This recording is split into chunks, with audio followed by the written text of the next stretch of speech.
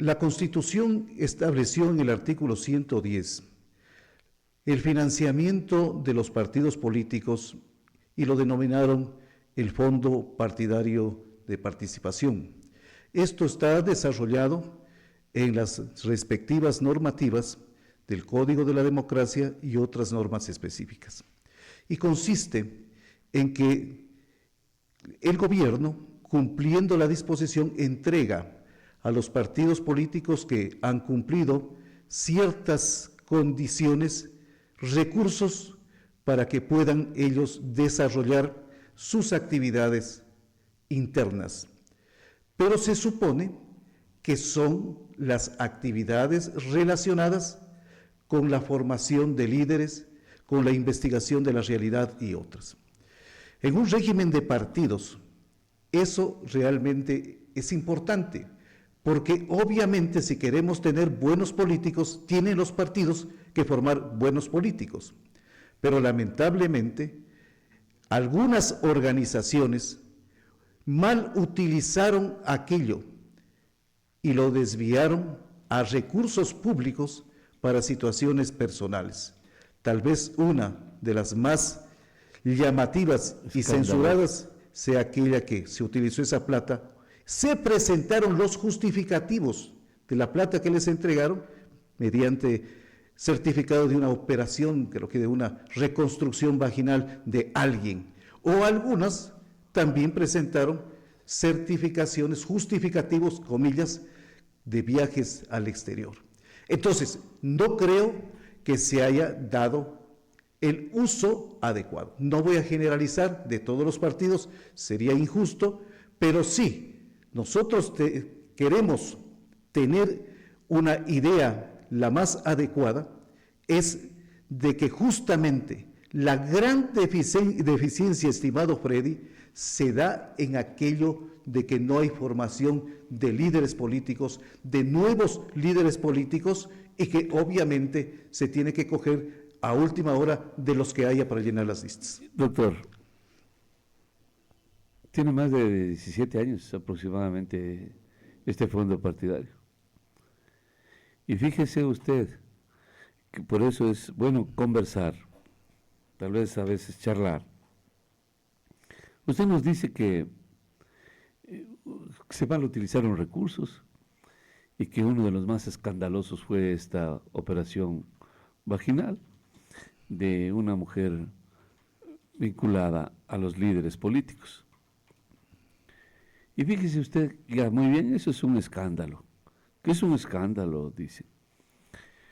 Pero más escandaloso todavía puede ser, no se olviden la última elección lo que ocurrió, doctor. Es que por eso es que es bueno refrescar la memoria. Era una plaga. Ningún partido político tenía un candidato propio. Es decir, de sus propias huestes, de sus propias filas, no tenía. Y ningún candidato tenía partido. Por eso es que cogieron, prestaron, alquilaron nombres y se dieron triunfos, como uno que yo recuerdo, en los que ganaron los alcaldes. Y el candidato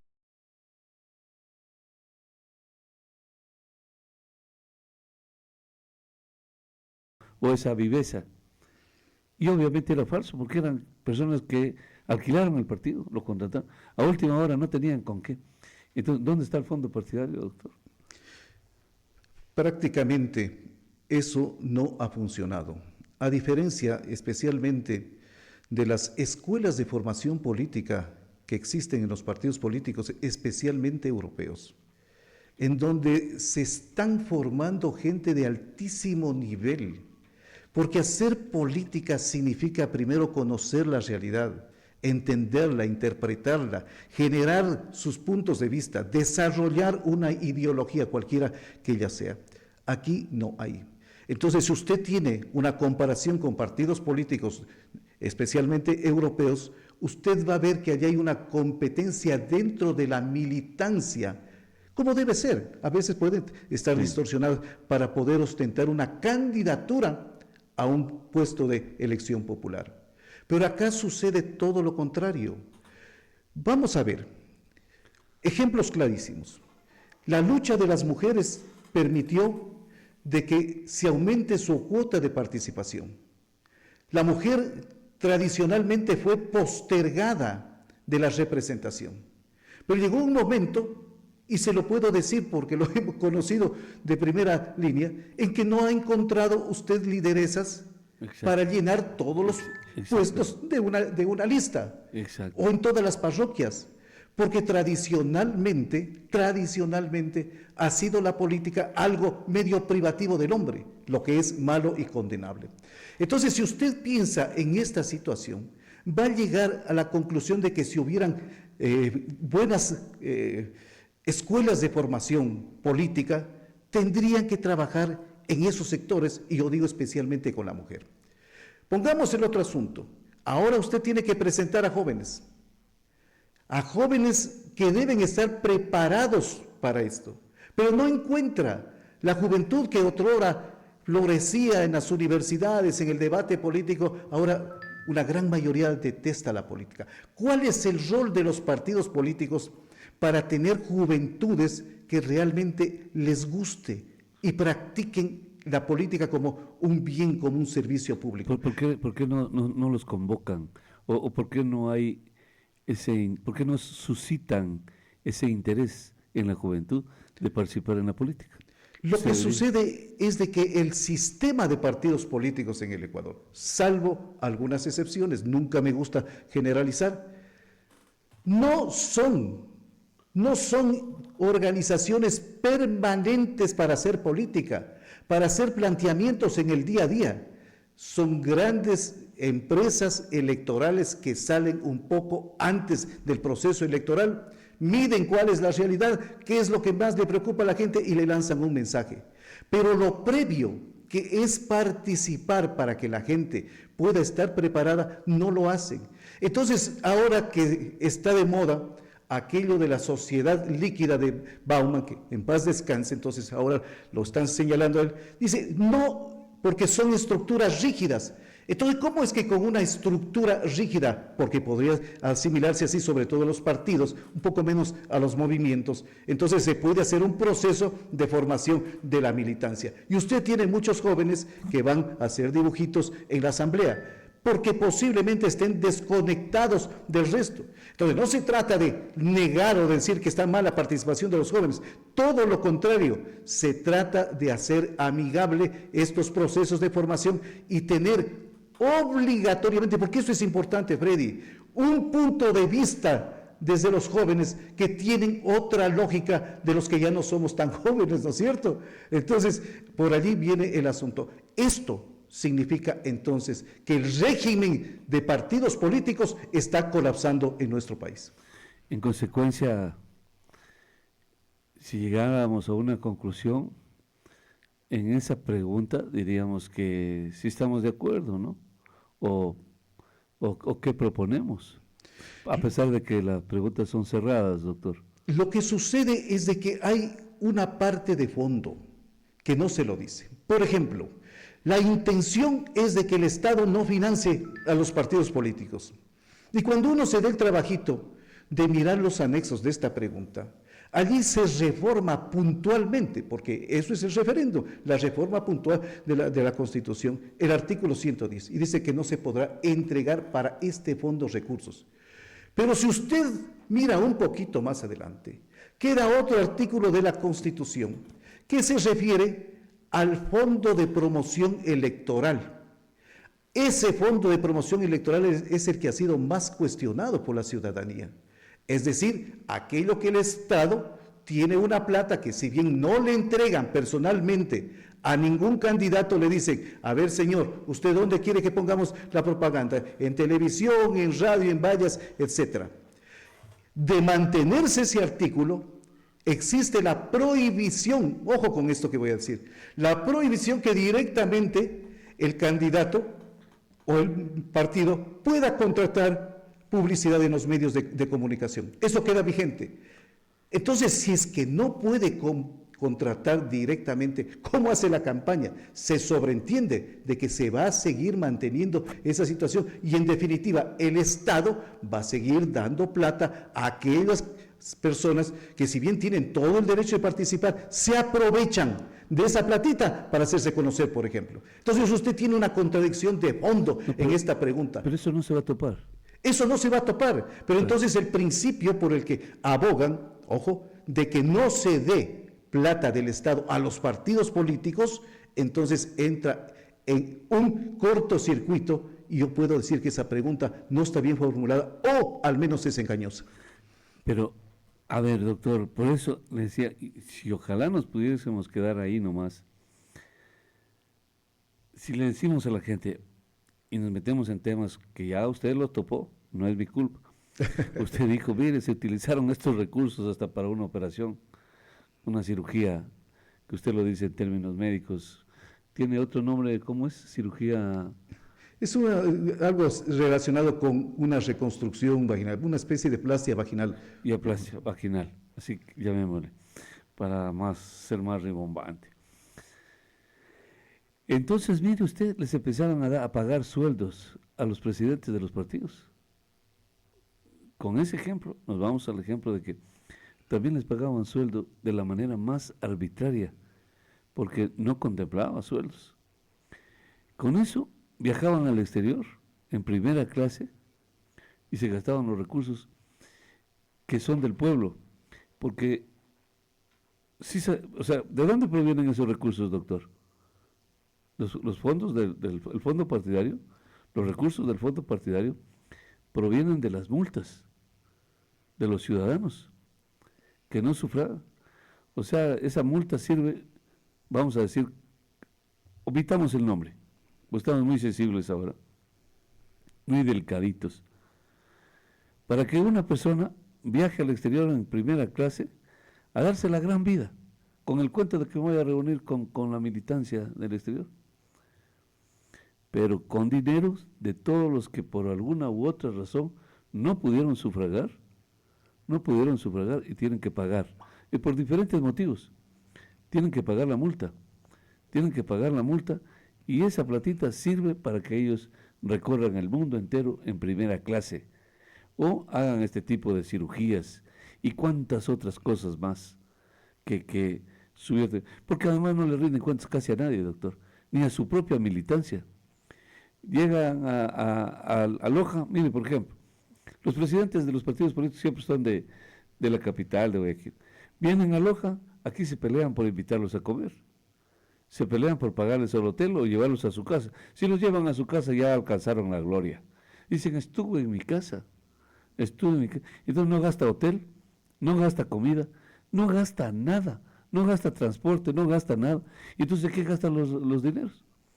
Solo esa partecita para que vea usted, doctor, el grado de despilfarro que hubo. Y por eso la gente dice, está bien, quítenles esa plata. Estos sinvergüenzas que despilfarraron los recursos, los festinaron, nunca rindieron cuentas. ¿Por qué les tenemos que dar el dinero a ellos? Porque ese dinero de la multa sirve para alguna obra social. Efectivamente. Y todo esto, como acabo de mencionar, es parte de un proceso de descomposición del régimen de partidos políticos en el Ecuador. Pero efectivamente, la gente no ve bien eso, no vemos bien eso, pues somos parte de la gente. Pero la solución es la que hay que avisorarla. Por ejemplo, si hay un fondo, tiene que tener una situación específica. Un propósito, dice usted. Efectivamente. A ver, esto sirve para las escuelas de formación política. Esto es orientado para las investigaciones que se hacen. El doctor ya dice eso, ya reza eso. Entonces, como todo en nuestro país, está escrito en la Constitución o está escrito en la ley, pero no hay quien la haga cumplir. Y esa es la parte que más preocupa, porque todos estos cuerpos legales, desde el paraguas que es la Carta Magna hasta otros reglamentos, están en función de que se los haga cumplir, que se los cumple, se los haga cumplir. Y entonces allí viene el verdadero remesón que tiene que existir en este país para decir, esta plata es sagrada porque no es mía y tiene que ubicársela para estos fines específicos. Pero bien, yo creo que hay algunas otras cosas a propósito de esto, estimado Freddy. ¿Qué es lo que sucede con todo el régimen de partidos? Por supuesto, esto no está en la Constitución, pero yo sí creo que es necesario una discusión amplia, no para acabar con los partidos, sino para fortalecer los partidos, no para distorsionar la democracia, que se cree que democracia es tener no sé cuántos partidos, ¿no es cierto?, sino para que existan organizaciones políticas serias y que se mantengan. Doctor, pero... Bueno, ese es otro tema en realidad. Claro, pero mire usted que es un hombre muy culto, que conoce la historia política del país. Antiguamente no hubo estos... estamos hablando así, literalmente desde el 2010 aproximadamente, ¿no? Desde el 2010 hay este fondo partidario, que se crea este fondo partidario, se lo inventa. Fondo partidario que quiere decir que hay que darle plata a los partidos políticos para que se manejen ellos y hagan lo que les da la gana. Muy bien. Antes del 2010, para atrás, obviamente, todo lo que es para atrás, no hubo estos fondos. Y habían políticos de la más alta formación, en su organización política, doctor. Yo siempre lo reconoceré. Ustedes tenían al querido, todo el mundo le decía el negro Hurtado. Jaime Hurtado. Jaime Hurtado González era. Pero eran eminencias. En ese entonces estaba también, no sé, yo lo voy a decir de mi cuenta, el doctor Fausto Moreno, ¿no? Usted me hizo. Pero y mucho más atrás incluso debe haber gente. ¿Qué nivel, señor, de formación en el MPD, en el Partido Social Cristiano, en la ADP, en todos los partidos, en la izquierda democrática? Pero eran hombres de consulta, eran enciclopedias, eran oradores, eran Demóstenes, eran personajes que eran una obra de arte. Usted mismo, lástima que mucha gente no lo ubicaba todavía en el tiempo, en el contexto. Y no tenían estos fondos, doctor, no tenían estos fondos. Cada quien leía su libro, cada quien se capacitaba como podía y solamente necesitaba una tribuna. Solo necesitaba una tribuna para dejarse ver el grado intelectual que tenía. Estimado Freddy, muy generoso por sus palabras, pero la verdad es esa. La verdad es que nosotros teníamos que prepararnos y asistir a una reunión, era asistir a un debate interno de alto nivel. Entonces estábamos formándonos permanentemente. Y claro, funcionaba sobre la base de los aportes individuales, sobre la base de la generosidad de algunas personas que decían, bueno, vamos a hacer la reunión en tal casa, nos van a dar por allí el almuercito. Es decir, así fuimos construyendo. En oposición, porque también del otro lado existían las grandes trincas que lo que más tenían es dinero para ponerlo allí.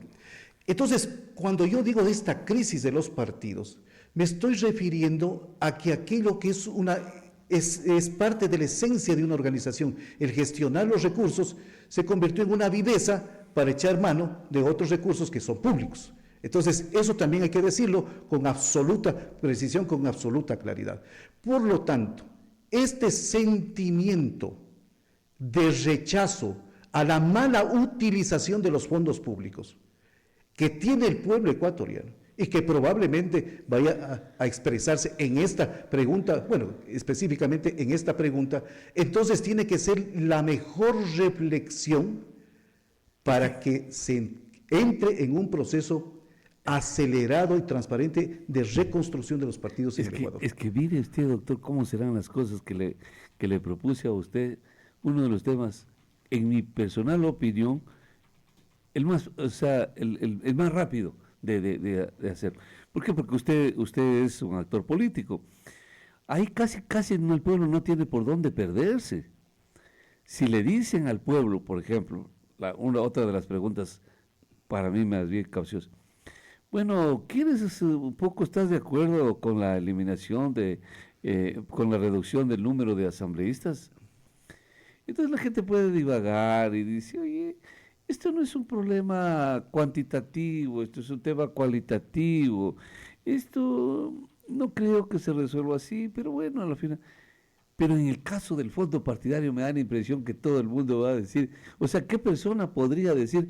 Solo los que se han beneficiado pues del fondo partidario, que creo que en las provincias no es nadie. Creo que en las provincias nadie, solo ellos los que han manejado, los líderes, los dueños, estos millones de dólares, estarán en contra. Estarán en contra. Pues hoy lo vea a Lucito que protesta. Lucio Gutiérrez, él es el autor de estos temas delicados que nadie los quiere decir, cómo mal utilizó los recursos del partido. Y así, entonces ellos pues obviamente estarán en contra, pero el pueblo nunca puede estar en contra de esa pregunta, por más acérrimo, contradictor, enemigo que sea del gobierno, va a decir no, pues, considerando que el gobierno más temprano que tarde se irá, pero posiblemente esto quedará, doctor. Efectivamente, creo que esto es parte de una reforma profunda.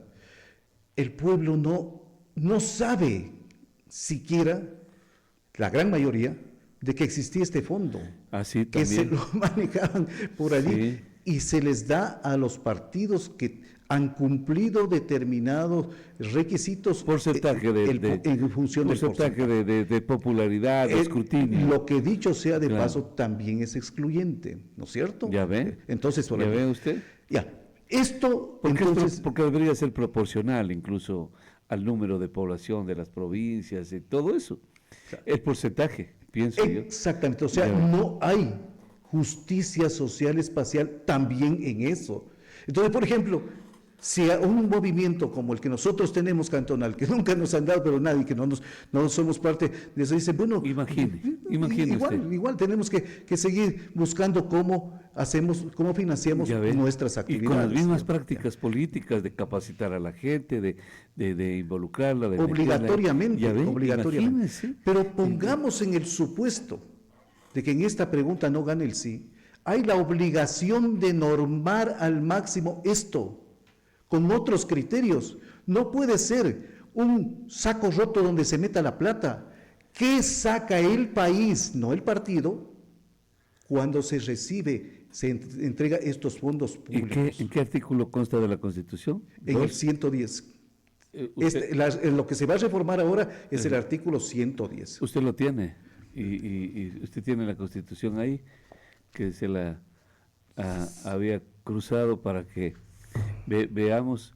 Entonces, porque la pregunta es, si no decimos sí, entonces no se va a poder, pues, porque consta en la Constitución, pues, doctor. Ese es el problema. Usted dice que de todas maneras hay que... No hay cómo, pues. El 110 dice textualmente, financiamiento de los partidos y movimientos políticos. Los partidos y movimientos políticos se financiarán con los aportes de sus afiliadas, afiliados y simpatizantes, y en la medida en que cumplan con los requisitos que establezca la ley, los partidos políticos tendrán asignaciones del Estado sujetas a control. Y Ahí sigue está. el segundo párrafo. Ya ve, para que vea. Entonces, esto es lo que se elimina. Tendrán Que recursos. no se que entregará los distribuye de parte el CNE. del Estado, sí. El CNE es el que los maneja y le dice a este partido le va a tocar tanto, pues no es tampoco discrecional, sino que este partido ha sacado tanta votación, es el porcentaje, este es el billete que le corresponde. Al otro, que no son más de 2 o 3, y el resto a la camisa. Efectivamente, es una especie de premiación al que Claro. saca más votos. Claro, al Entonces, que más tiene, más se le dará. Así Al es. que más tiene, más se le dará, y al que menos tiene, pues, de lo poco que tiene, se le quitará. Doctor, poquísimos segundos ya, pero yo hubiese querido terminar solo con esta pregunta, ¿no?, de la eliminación del fondo partidario.